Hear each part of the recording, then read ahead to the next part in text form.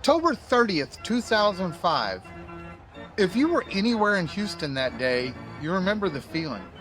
The air was warm, the music was playing, and the screams from the Texas cyclone echoed one last time across 610. But it wasn't just another day at AstroWorld. Everyone knew it. It was the last one. News crews were parked outside. Guests grabbed souvenirs like it was the end of the world. Employees, some of who had spent half their lives here, were called together, told the park was closing, just like that. Grown adults trying to hold back tears while still handing out ride tickets with a smile. And if you listened closely that night, as the park lights dimmed, you could almost hear Houston's collective heartbreak. Pull your lap bars down, keep your hands inside, because we're headed into the middle of fun. It's wild to think it's been 20 years since AstroWorld closed its gates for good. It's like 2 decades without music and laughter, the smell of fresh baked bread drifting out of Americana Square. The park may be gone, but for anyone who grew up here, it's still right here. Burned into our memories like the world's most perfect summer day. AstroWorld wasn't just an amusement park, it was Houston's backyard playground. Built in 1968 by Judge Roy Hoffines, the man who also gave us the Astrodome, it was meant to be the Disneyland of Texas. But where Disneyland had castles and mouse ears, AstroWorld had cowboy hats and humidity. It was pure Texas charm with a little bit of chaos sprinkled on top. The park was divided into themed areas that felt like tiny worlds of their own. You had Western Junction, Alpine Village, Americana Square, Oriental Corner. Each section had its own music, its own smells, and its own stories. In Oriental Corner, the bamboo chute was a big draw. A log flume that opened in 1969 and quickly became a rite of passage for every Houston kid. You floated gently past pagodas and waterfalls and then whoosh down a drop that made your heart jump into your throat. You didn't just get splashed, you got baptized in AstroWorld water. Over in Western Junction, there was the wagon wheel, an opening day ride that looked innocent enough until it started spinning. Before long, people were laughing so hard, they just couldn't breathe. It was one of those perfect family rides. Not terrifying, not tame, just pure joy on a turntable. And tucked between Nottingham Village and Oriental Village was Thunder River. It came roaring to life in 1980.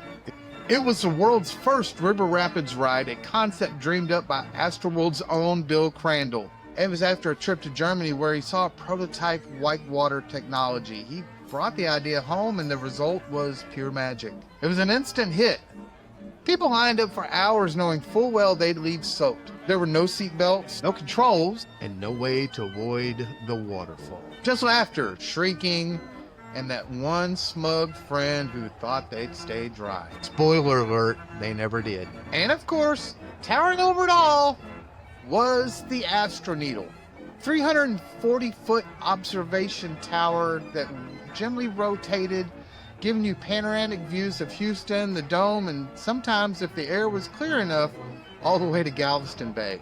It wasn't a thrill ride, but it was mesmerizing. It's kind of like a floating living room with windows, slowly turning above a city that was still learning how to dream big. AstroWorld was where birthdays were celebrated, first dates happened, and first jobs were worked. It was where you found your people and sometimes even lost your lunch on the Grease Lightning. And though the park eventually changed hands, first from Hoffines to Six Flags, it stayed a place where Houstonians came to leave the world outside the gates. But on October 30th, 2005, that world came crashing back in. The announcement came from then Six Flags CEO Karen Burke. AstroWorld was closing. The land was worth more than the park, they said. That was the reason. The end. Employees who had worked there 15, 20 years, people who had seen generations of families growing up, riding those same attractions, were told it was over. They gathered one last time as a team. They hugged each other and said goodbye to the place they'd given so much of their lives to. And just like that, the rides were sold off, the land cleared. The big real estate dreams that were supposed to replace it, they never happened. Even today, that stretch of land across from the Dome, it sits mostly empty. A reminder of what used to be. It was Houston's happiest place. But the stories of AstroWorld didn't end that day. You see, AstroWorld lives on in memories, music, particularly nostalgic moments on screen. In Richard Linklater's animated film Apollo 10.5, A Space-Age Childhood, AstroWorld appears in all of its mid-century glory. The animation brings back that old magic, especially the scene where the characters ride the Alpine sleigh ride. Camera pans past twinkling lights and snow tunnels and that infamous abominable snowman jump scare. And if you're one of the lucky ones who actually wrote it back in the day, you know exactly what I'm talking about. You've probably rewound that scene a dozen times just to feel that same rush again. It's nostalgia in its purest form, 2 minutes of animation that makes your heart swell. And while the rides may be gone, the community never stopped spinning. Every couple of years, former employees host AstroWorld reunions, bringing back the magic in their own little way. The stories get funnier with every telling, like the time someone got stuck on the Astroway for an hour, or when the summer storm shut down half the park and turned the rest into a big mud pit. But the laughs never fade. For one night, those reunions feel like stepping back through turnstiles again. Online memories are alive. There are Facebook groups devoted to the park, some for fans, some specifically for former employees. They share old photos, uniforms, ride operator stories, and snapshots of the park in every era.